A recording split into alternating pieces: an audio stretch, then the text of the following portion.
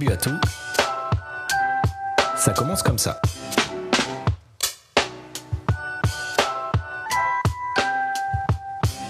C'est à la fois l'épisode 8 du podcast Un début à tout, mais également l'épisode 2 de la série consacrée aux élections municipales 2026 en Dordogne. Dans l'épisode précédent, je rencontrais Michel Cadet lors d'une promenade en centre-ville. Il est candidat à la mairie de Périgueux. Pour cet épisode 8, je rencontre un autre candidat périgourdin, Vincent Bellotto, que j'ai retrouvé dans le quartier Saint-Georges. Même format, 5 questions, juste de quoi faire connaissance avec chacun des candidats. Un début à tout, épisode 8, ça commence maintenant.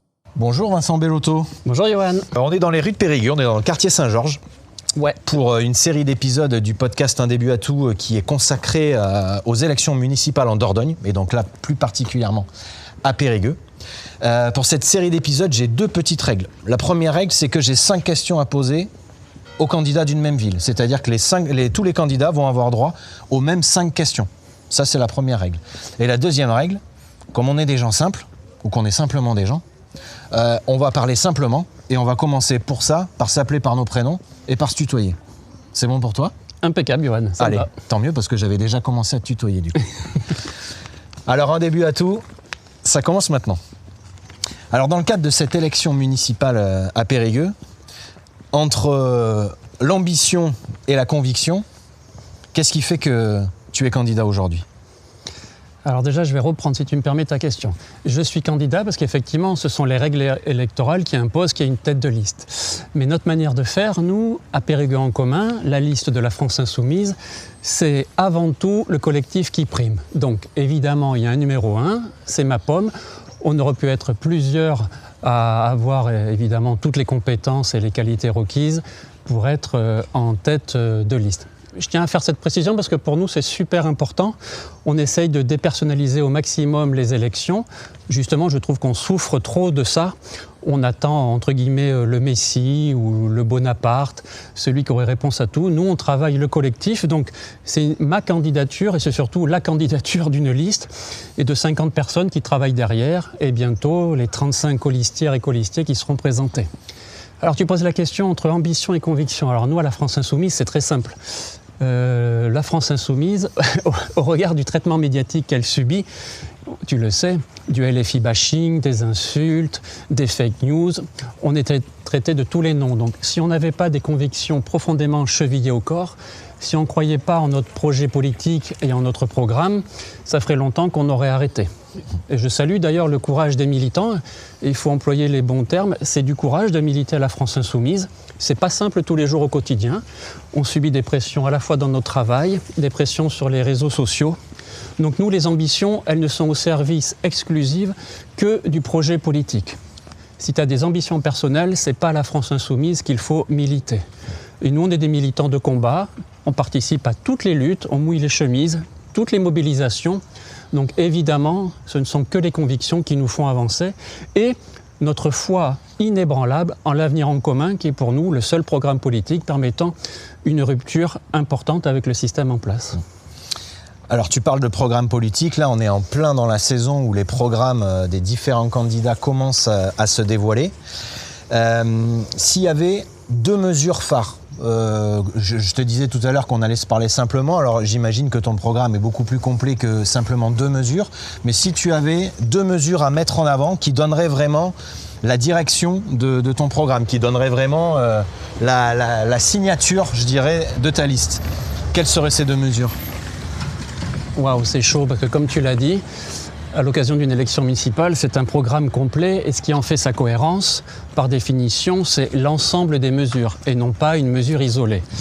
Pour nous, à titre d'exemple, à Périgueux en commun, donc, le programme, ça fait 5 mois qu'on l'a travaillé et ça a permis d'établir 180 mesures, tu vois. On a bossé avec des réunions de quartier pour avoir l'expertise la plus fine des problématiques et des enjeux des Périgourdines et des Périgourdins. Alors, le jeu de venir essayer de choisir 2 mesures qui nous semblent importantes. Non pas les plus emblématiques, parce que je te le dis, on en a un paquet et elles ne sont intéressantes que si tu les lis les unes aux autres. Mais je vais me prêter au jeu. Je vais te dire, la restauration scolaire bio, locale et fait maison gratuite pour tous les enfants périgourdins inscrits dans une école publique, et ce, sans distinction de revenus. Ça, c'est une mesure qui nous semble très importante, le droit à une alimentation saine. Et comme tu le sais, malheureusement, beaucoup d'enfants ne bénéficient que d'un repas équilibré une fois par jour à l'occasion de la restauration scolaire.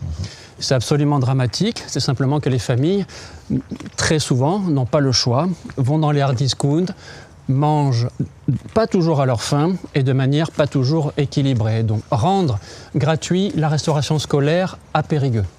Et en deux, une mesure qui me tient à cœur parce que je travaille dedans, je suis chargé de mission en santé publique, c'est la difficulté d'accès aux soins à Périgueux.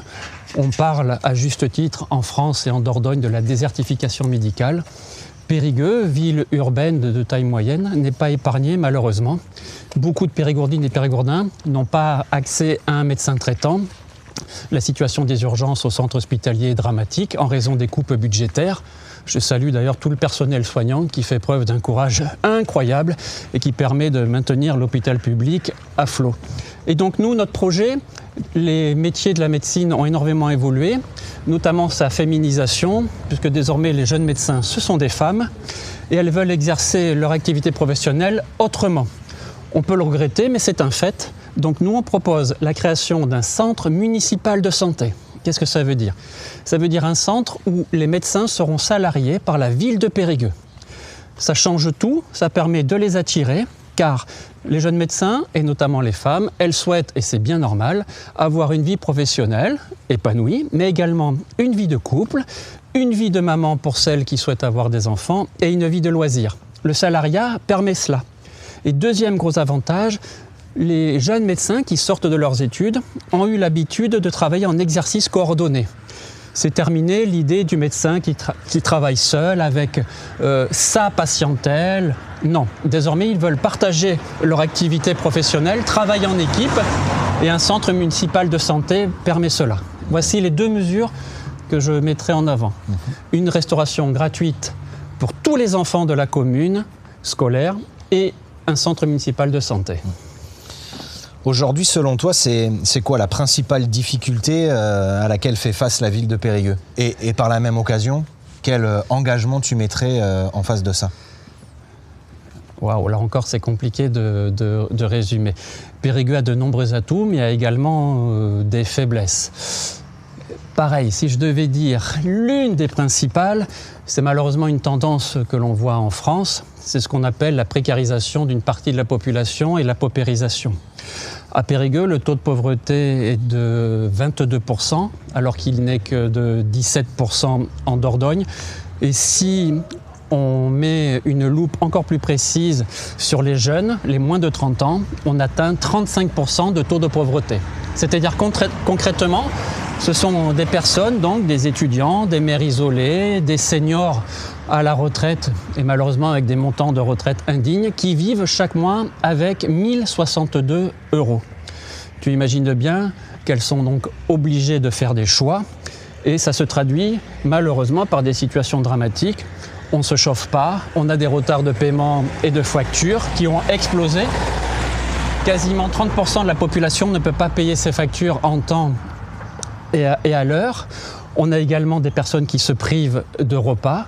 On a des étudiants désormais qui font la queue dans les réseaux de distribution alimentaire, ce qui est totalement inédit.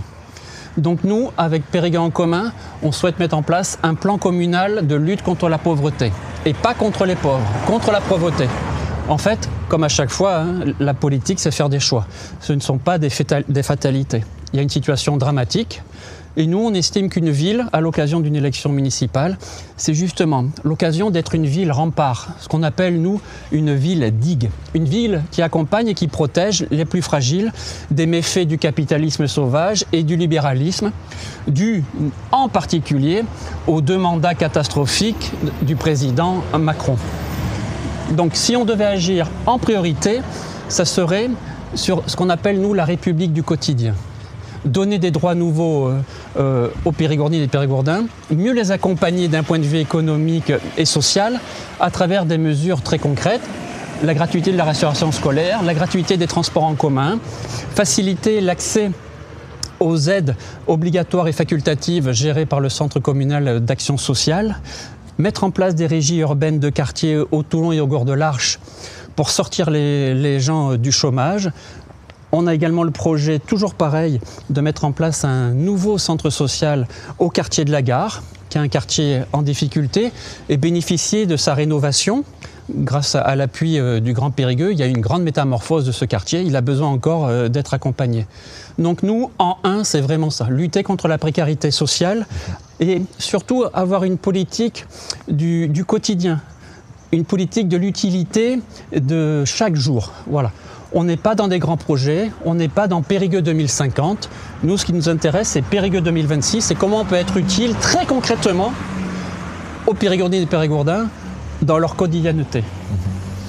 Alors dans une partie de ta réponse, tu as fait le lien avec la politique nationale. Évidemment, on peut pas passer à côté de ça. Mais justement, à l'échelle d'une élection municipale, l'étiquette politique, au sens des partis politiques, je ne parle pas d'une politique de droite, d'une politique de gauche, je ne prends pas ce volet-là, mais je prends vraiment le volet des partis politiques. Est-ce que les partis politiques ont réellement leur place dans une élection municipale? Est-ce que c'est eux qu'on attend? Alors moi qui suis militant dans un mouvement politique, je vais te dire oui, et je vais te faire une réponse de Normand. Tout dépend de la taille de la commune. Évidemment que dans un petit village, les habitantes et les habitants sont plus attachés aux qualités personnelles, intrinsèques de la ou du maire. Et effectivement, à une échelle de village, l'étiquette politique, l'affichage, l'appartenance à une formation ou à un parti est moins important et a moins d'importance pour les habitants. Ce qui compte, c'est la qualité relationnelle du maire. En général, ils se connaissent. Donc là, je dirais que afficher n'a pas un grand intérêt au sens électoral. Il n'empêche que moi, je milite dans un mouvement où nous, on n'avance jamais masqué. Donc, on met toujours en avant nos convictions. Lorsqu'on fait des affiches ou une campagne, on dit qui nous sommes. Donc nous, Périgueux en commun, c'est la France insoumise. Et moi, j'en ai un peu marre de cette idée de dépolitiser la vie politique française. Là encore, Macron a abîmé énormément notre démocratie avec cette histoire totalement incroyable que ni droite, ni gauche, ce sont des foutaises et c'est une arnaque intellectuelle totale. Toutes les mesures mises en place par le président Macron sont des mesures de droite. Et là encore, je me bats contre quelque chose qui est répandu. Les gens de droite, dans leur discours, disent souvent « Non, non, non, surtout pas d'idéologie, nous sommes pragmatiques ». Ils utilisent des termes d'ailleurs incroyables, issus, on le voit bien encore, du patriarcat. Ils disent « Moi, dans ma commune, je vais gérer en bon père de famille ». Je ne sais pas ce que ça veut dire. Nous serons des bons gestionnaires, nous serons pragmatiques. Bon, il n'y a pas plus idéologue que quelqu'un de droite. Croire en la vertu du marché, la main invisible d'Adam Smith qui régulerait tout, croire aux vertus de la concurrence libre et non faussée, c'est de l'idéologie politique pure. Donc moi je suis pour qu'on repolitise le champ social, le champ des élections évidemment, et qu'on arrête avec ce délire de ni droite ni gauche. La France, elle souffre de ça, justement, et on a besoin de remettre ce clivage qui est très important. Alors effectivement, certaines formations politiques brouillent un peu les cartes, on le voit au niveau national.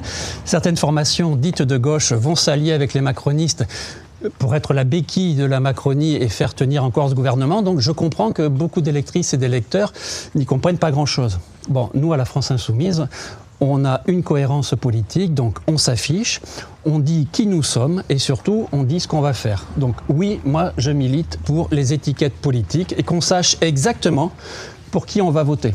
Exemple, Michel Cadet, il est candidat à la mairie de Périgueux et sa formation politique, c'est Horizon. Il faut que les gens y sachent que le parti Horizon réclame un départ à la retraite à 65 et à 67 ans. C'est important que les gens le sachent. Voilà. Alors justement, ce climat politique national, qui est pour le moins soit incompréhensible, soit enfin en tout cas difficile à déchiffrer. Est-ce que tu crains qu'il puisse avoir un effet sur les électeurs d'une élection municipale? L'élection municipale, on en a souvent parlé comme d'une élection un peu préservée de tout ça. Est-ce qu'aujourd'hui, tu penses qu'on a passé un cap qui fait qu'il pourrait y avoir des répercussions sur les électeurs à l'échelle de l'élection locale, en l'occurrence l'élection municipale? Oui, évidemment. Et comment il pourrait en être autrement? Je le regrette et c'est pour ça que le temps de la campagne n'est pas encore totalement venu et que nous, on espère convaincre. expliquer aux gens à quel point il est primordial qu'ils retrouvent leur souveraineté. Ils ont un pouvoir qui est confisqué très largement par les élus, parce que les élus n'aiment pas le partager une fois qu'ils sont élus. Nous, on a une conception de la vie démocratique, on parle, nous, d'une démocratie permanente. C'est pour ça qu'on souhaite mettre en place des votations citoyennes régulières ou le référendum d'initiative citoyenne, c'est-à-dire le droit pétitionnaire à partir de 16 ans, pour que les Périgourdines et les Périgourdins puissent se réapproprier quand même, à qui appartient la ville? Les élus ne sont que de passage, les habitants et les habitantes, eux, ils restent. Donc c'est leur commune. Mais évidemment, ce qui se passe au niveau national, moi je le regrette profondément. Et puis les gens en ont marre, ils sont lassés. On fait une élection législative, les gens se mobilisent massivement, votent pour le nouveau Front populaire, et au final, c'est la politique de la Macronie qui est reconduite une fois avec Barnier, 2 fois avec Bayrou, 3 fois avec le Cornu. Bref, c'est un scandale démocratique, on le dénonce haut et fort. Et alors, une autre chose qui est difficilement compréhensible pour les électeurs et les électrices, je me rends compte, c'est les choix de certaines formations politiques qui ne votent pas la censure lorsqu'ils en ont l'occasion ou qui votent le budget, le projet de loi de financement sur la sécurité sociale. Effectivement, ça n'aide pas à amener une clarté politique. Il n'empêche qu'on est devant un très grave danger qui est l'abstention. L'abstention est désormais devenue le premier parti de France et de très loin. Et je m'inquiète également pour cette jeunesse qui trouve néanmoins d'autres formes d'engagement. Parce qu'il ne faut pas pointer vers eux toutes les critiques du monde. On a une jeunesse engagée dans le monde associatif, dans le monde militant, mais c'est vrai qu'ils ont beaucoup de mal à franchir ce cap et à s'investir électoralement. On le voit bien aux dernières élections municipales, c'est à peine 30% des jeunes périgourdins, des 18-25 ans, qui se sont mobilisés. Donc ça m'inquiète parce que ça veut dire qu'on laisse le champ démocratique donc à qui ? On le voit bien, hein, il y a une surreprésentation des seniors lorsqu'ils votent, parce qu'eux, ils l'ont intégré, c'est culturel, et c'est très bien. Et j'aimerais, si possible, qu'on arrive à convaincre également la jeunesse de leur dire « Vous avez toute votre place, pour peu qu'on vous la laisse. Nous, on est pour le partage du pouvoir, le partage des codécisions. » Et donc, notre objectif, entre autres, c'est de réussir à mobiliser et à capter le vote des jeunes, parce que je suis convaincu que, encore une fois, ce n'est pas une fatalité et qu'on peut faire de la politique autrement, pour peu qu'on leur donne envie de s'impliquer. Vincent, on arrive au bout de notre entretien. Ouais. Et c'est toi qui as le dernier mot. Ok. Un petit message à faire passer. On est victime d'un LFI bashing que moi je trouve totalement hallucinant. On nous traite d'antisémites, de pro-Hamas, bref. Bien que Jean-Luc Mélenchon ait démontré via une commission parlementaire que tout cela était évidemment d'énormes bêtises et des sottises. Alors moi je demande une chose aux Périgourdins et Périgourdins. Ne jugez pas sur l'étiquette LFI, jugez sur la qualité de l'équipe et la qualité du programme qui vous est proposé. C'est cela qui doit compter. Est-ce que le projet municipal que l'on propose répond à vos préoccupations et à vos attentes ? Le reste, débarrassez-vous de toute la pollution radiophonique, visuelle, en particulier du groupe Bolloré. Donc moi, je fais confiance aux électrices, aux électeurs. Jugez sur pièce, jugez notre programme et rien d'autre. Au gré des agendas des candidats, on se retrouve très bientôt pour parler des élections municipales 2026 en Dordogne. Et puis allez savoir, on se retrouve peut-être même entre-temps pour d'autres sujets. D'ici là, toutes les bonnes choses ont une fin, même un début à tout.